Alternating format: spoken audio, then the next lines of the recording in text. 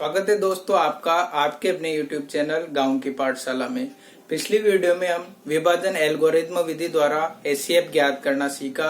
आज की वीडियो में हम अभाज्य गुणनखंड विधि द्वारा एचसीएफ ज्ञात करना सीखेंगे।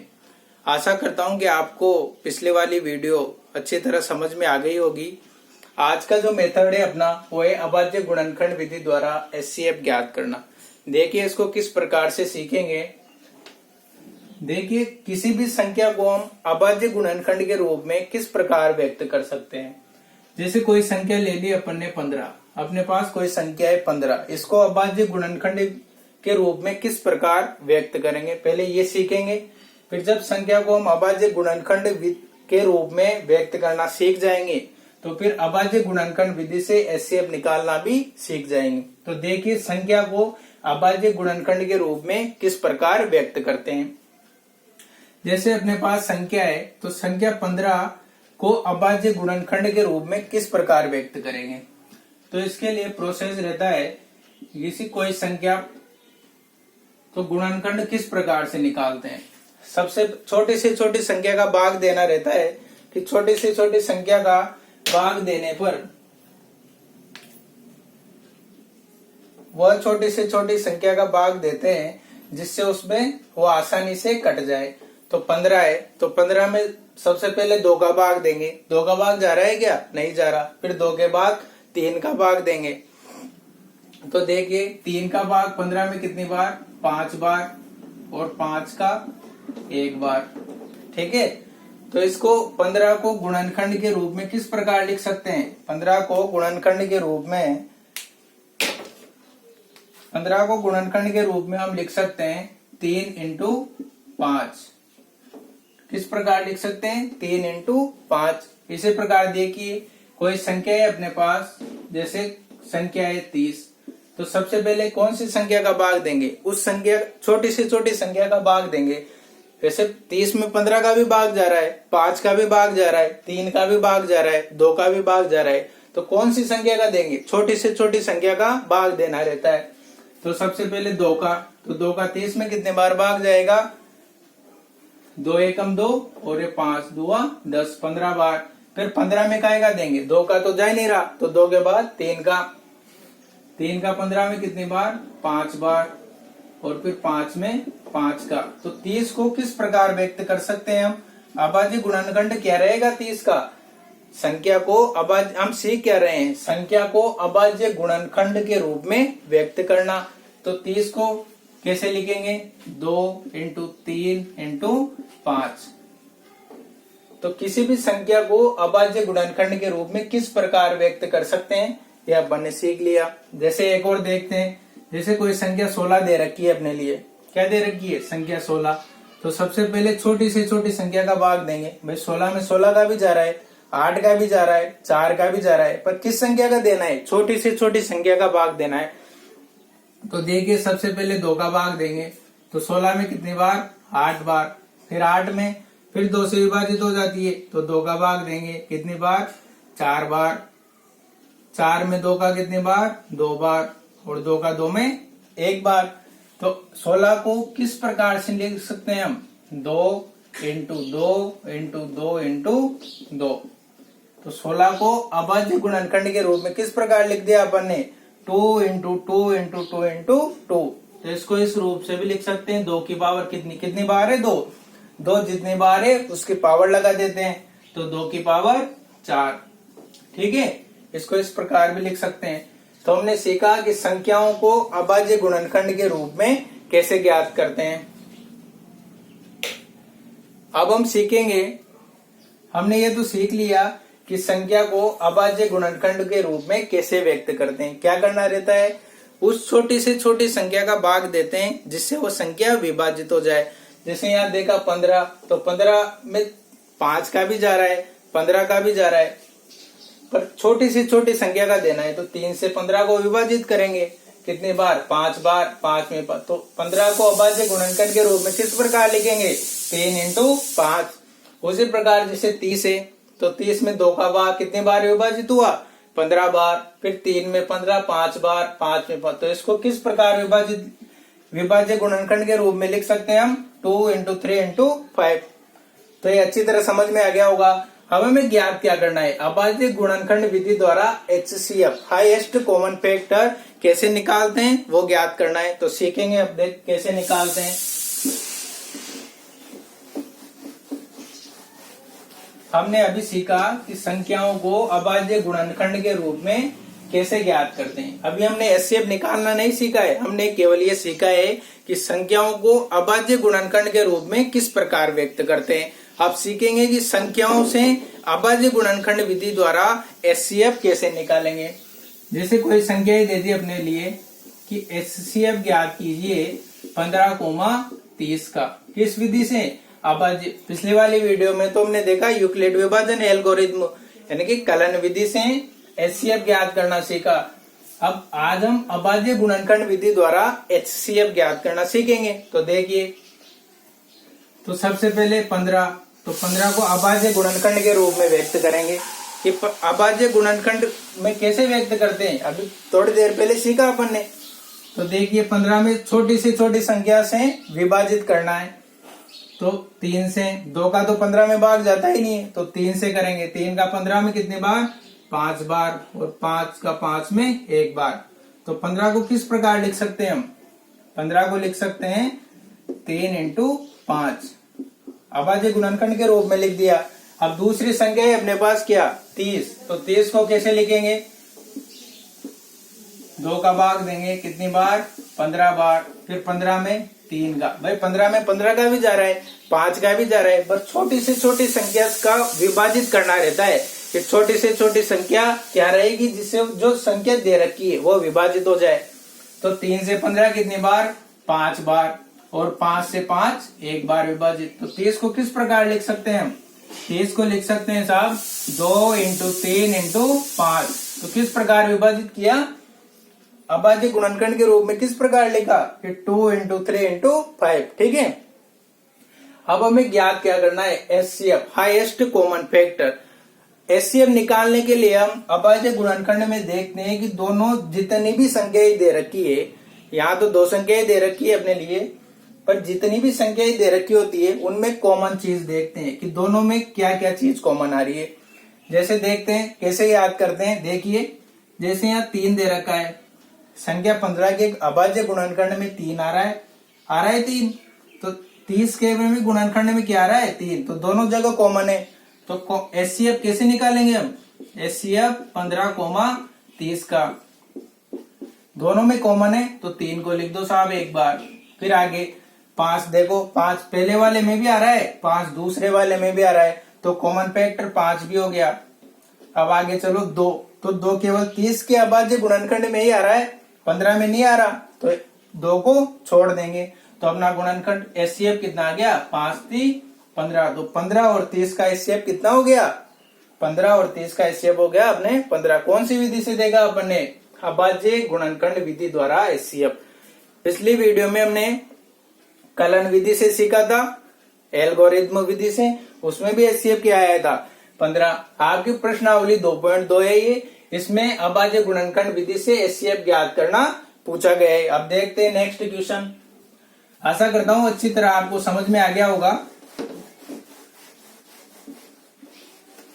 पहले तो हमने संख्या को अभाज्य गुणनखंड के रूप में व्यक्त करना सीखा। नेक्स्ट क्वेश्चन है जैसे अपने पास, अब जैसे एक और संख्या दे दी अपने लिए 468, क्या दे दी, 468 संख्या।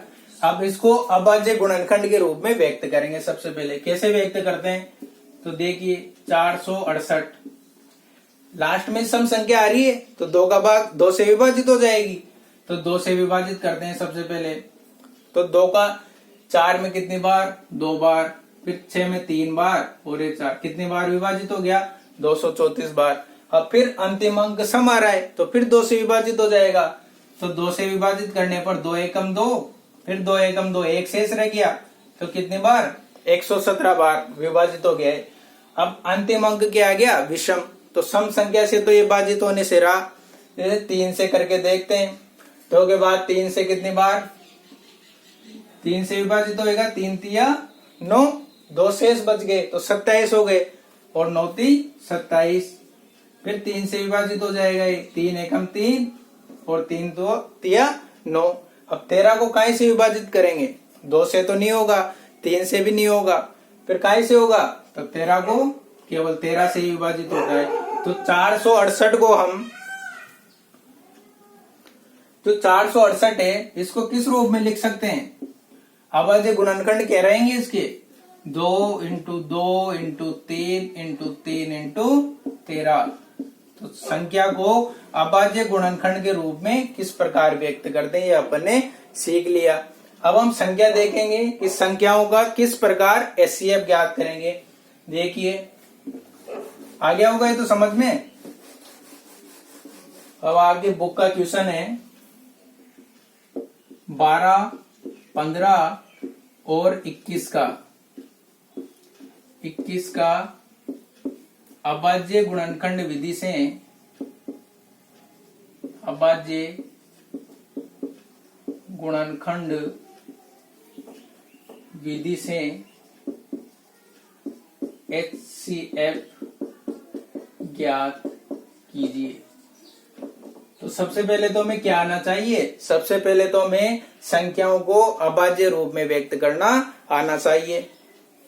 तो संख्या है 12, तो 12 सबसे पहले तो ये बना लो, ये तो 12 ये 15 के गुणनखंड करेंगे और फिर 21 के गुणनखंड करेंगे, ठीक है। तो 12 अंतिम अंक 11 है सम, तो सबसे पहले काय से विभाजित करेंगे, 2 से विभाजित हो जाएगी, तो 2 से विभाजित करो। 2 से विभाजित करने 12 में कितने बार, 6 बार हो गया, फिर 2 का जा रहा है, तो तिया भाई 6 में 3 का भी जा रहा है भाग, 2 का भी जा रहा है, पर छोटी से छोटी संख्या से विभाजित करना है। तो 2 से 3 बार और 3 का 3 में कितनी बार, 1 बार। तो हम 12 को किस प्रकार लिख सकते हैं, 12 के अभाज्य गुणनखंड हो गए 2 इंटू 2 इंटू 3। अब 15, तो 15 के अंतिम अंक क्या है, विषम। 15 में अंतिम अंक क्या है, विषम। तो सम संख्या से तो विभाजित होने से रहा, तो विषम से सबसे छोटी विषम 3 से करेंगे। तो 3 का 15 में 3 से 15 कितने बार विभाजित हो रहा है, 5 बार, और 5 से विभाजित हो रहा है। तो 15 को किस प्रकार लिख सकते हैं हम, 3 इंटू 5, ये हो गया अभाज्य रूप में। अब नेक्स्ट है 21, तो 21 में सम से 2 से तो नहीं रहा, तो 3 से विभाजित करेंगे, कितनी बार, 7 या 21, मतलब भाग देना रहता है, छोटे से छोटी संख्या का भाग देना रहता है। 7 में केवल 7 का ही जाता है, तो इसको हम लिख सकते हैं 3 इंटू 7। अब देखिए एचसीएफ निकालना है अपन को, क्या निकालना है, हाईएस्ट कॉमन फैक्टर, जो दोनों में कॉमन आ रहा हो। तो दोनों में कॉमन निकालने के लिए क्या करते हैं, ऐसी संख्या देखनी रहती है जो तीनों जितनी संख्याएं दे रखी है उन सब में क्या हो, कॉमन आ रही हो। जो संख्याएं दे रखी है वो तीनों में क्या आ रही हो, कॉमन आ रही हो। तो यहाँ देखिए जैसे 2 दे रखा है, तो 2 12 के अभाज्य गुणनखंड में तो है, पर 15 और 21 के में नहीं है। 2 यहाँ तो है पर दोनों संख्याओं में नहीं है। 3 यहाँ भी है, यहाँ पर भी है और यहाँ पर भी है, तो तीनों 3 क्या है, तीनों जगह कॉमन आ रहा है। तो इनका एचसीएफ क्या हो जाएगा, एचसीएफ ऑफ 12, 15 और 21 का एचसीएफ क्या हो जाएगा, 3, ठीक है। तो ये हो गया एचसीएफ। और एलसीएम निकालना है, तो एलसीएम का मतलब है हाईएस्ट कॉमन पे लोवेस्ट कॉमन। तो एलसीएम में गए जितने भी गुण, कॉमन तो लेना ही है, कॉमन के अलावा जितने भी आ रहे हैं वो सब ले लेते हैं एलसीएम निकालने के लिए, ठीक है। तो एचसीएफ तो आ गया, जो ऐसी संख्या लेनी है जो जितनी भी अभाज्य गुणनखंड हो रहे हैं उनमें जो जो संख्याएं कॉमन है वो लिखी। यहाँ पर केवल 3 ही कॉमन था, तो अपन ने क्या लिया, 3, ठीक है। नेक्स्ट क्वेश्चन देखिए, एक और आ गया होगा समझ में। आप वीडियो को पॉज कर करके अच्छी तरह समझिए और कॉपी पेन में लिखते चलिए साथ के साथ।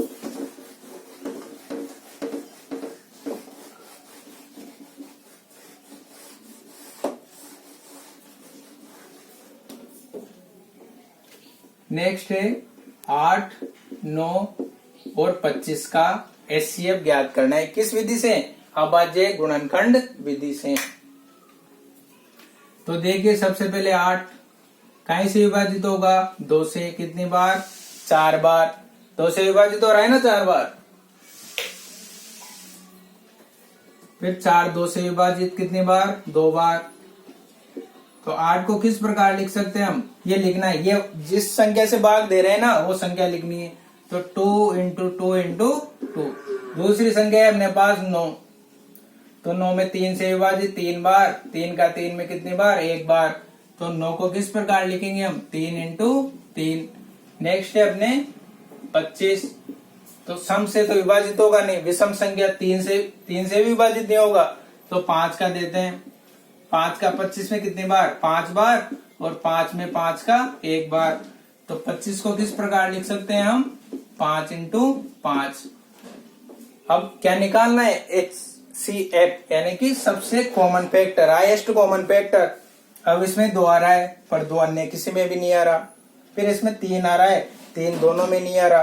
5 आ रहा है। अभी तीनों संख्या ऐसी हो गई जो कोई भी अंक इन तीनों में क्या है? कॉमन ही नहीं है। जब तीनों संख्याओं में या जितनी भी संख्याएं दे रखी है उनमें कोई भी अंक कॉमन ना हो तो उसका HCF क्या रहता है? HCF रहेगा अपने 8, 9 और 25 का HCF क्या रहेगा? 1। क्योंकि 1 तो सब में कॉमन है। हम यहाँ लिख सकते हैं, गुणा 1 भी लिख सकते हैं, इसको भी गुणा 1 लिख सकते हैं और यहाँ भी गुणा 1 लिख सकते हैं। क्योंकि अगर 1 से संख्याओं को 1 से गुणा कर देते हैं तो कोई फर्क नहीं पड़ता, मान वो का वही रहता है। तो ऐसी संख्याएं जिनमें कोई भी संख्या कॉमन ना ही आए तो उसका HCF क्या रहेगा? 1। अब नेक्स्ट क्वेश्चन है अपने 6, 72 और 120। तो 3 संख्याएं दे रखी है, इनका अभाज्य गुणनखंड विधि द्वारा क्या करना है? HCF ज्ञात करना है। तो कैसे ज्ञात करेंगे? सबसे पहले 6, देखिए संख्या 6 तो कहीं से विभाजित होगी? संख्या से 2 से भी विभाजित हो रही है, 3 से भी विभाजित हो रही है और 6 से भी विभाजित हो रही है। पर सबसे छोटी संख्या से विभाजित करना है। तो 2 से 6 विभाजित हो गया कितनी बार? 3 बार। और 3 से 3 1 बार। तो 6 को क्या लिख सकते हैं हम? 2 इंटू 3। नेक्स्ट है अपने पास 72। तो कहीं से विभाजित होगा? सम संख्या आ रही है तो 2 से विभाजित हो जाएगा। 2 से कितनी बार भाग देना है? आपको क्या करना है? विभाजित में भाग देना है। कितनी बार होएगा? 2 से कितनी बार? 3 बार।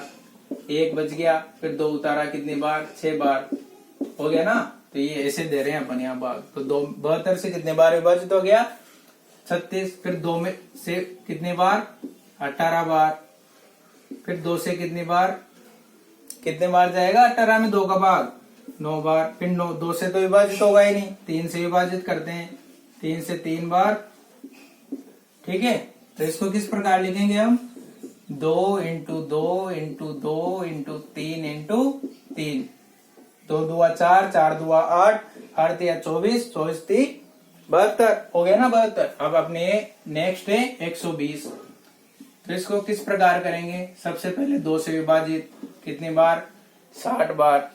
फिर 2 से विभाजित का मतलब क्या है? भाग देना है। तो 2 में 60 का भाग कितनी बार जाएगा? 30 बार।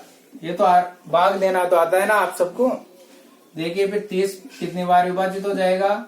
15 बार। अब आप 10वीं तक पहुंच ही गए हैं तो भाग देना तो लगभग आता ही होगा आपको। 3 से 15 कितनी बार विभाजित? 5 बार। और 5 में 5 का कितनी बार? 1 बार। तो 120 बराबर 2 इंटू 2 इंटू 2 इंटू 3 इंटू 5। ठीक है। अब HCF निकालने के लिए क्या करना है? सबसे कॉमन फैक्टर लिखना है जो तीनों संख्याओं में कॉमन हो। तो 2 यहाँ भी आ रहा है, यहाँ भी आ रहा है, यहाँ भी आ रहा है। तो इसका HCF क्या हो गया अपने पास? 2 तो आ गया। 2 के बाद 3 इसमें भी आ रहा है, इसमें भी आ रहा है, इसमें भी आ रहा है। तो 3 को भी ले लेते हैं। पर सबसे कम इसमें 3 2 बार आ रहा है, इन दोनों में 1 बार आ रहा है। तो सबसे कम क्या है? केवल 3। तो इसको लिख लिया। 5 इनमें आ रहा है, दूसरी वाली संख्याओं में नहीं आ रहा तो उनको छोड़ देते हैं। तो इनका HCF कितना हो गया अपने? 6। अब LCM कैसे ज्ञात करते हैं? LCM के लिए देखते हैं। LCM के लिए क्या करते हैं? जो संख्याएं सब में कॉमन है वो तो लेनी है और जो कॉमन नहीं है इसमें अधिकतम घात लेते हैं। जैसे यहाँ 2 की घात कितनी है? 2 कितनी बार आ रहा है? 3 बार। या एक बार या 3 बार। तो 2 को कितने बार लेंगे? 3 बार। तो 2 इंटू 2 इंटू 2। इसी प्रकार 3 कितने बार आ रहा है? या एक बार आ रहा है, या 2 बार आ रहा है, और या एक बार आ रहा है। एचसीएफ में तो सबसे कम वाले को लेते हैं और एलसीएम में सबसे ज्यादा वाले को लेते हैं। तो 3 को कितने बार लिखेंगे? 2 बार। Into 3 into 3। और शेष क्या बच रहा है? अब 2 लिख लिया, 3 लिख लिया, पर 5। भाई एचसीएम में तो कॉमन वाला लिखना है और एलसीएम में सबको ही लिखना है। तो 5 कितनी बार? हाईएस्ट जो सबसे ज्यादा आ रहा है ना, वो लिखना है। तो 2 2 4, 4 2 8, ये गुणा करके लिखना है। ये अपना क्या आ गया? एलसीएम। तो आज की वीडियो में हमने अभाज्य गुणनखंड विधि द्वारा एचसीएफ ज्ञात करना सीखा। आशा करता हूं कि आपको वीडियो पसंद आई होगी। वीडियो को ज्यादा से ज्यादा शेयर करें, जिससे ज्यादा से ज्यादा बच्चों को फायदा पहुंच सके। धन्यवाद। जय हिंद, जय भारत।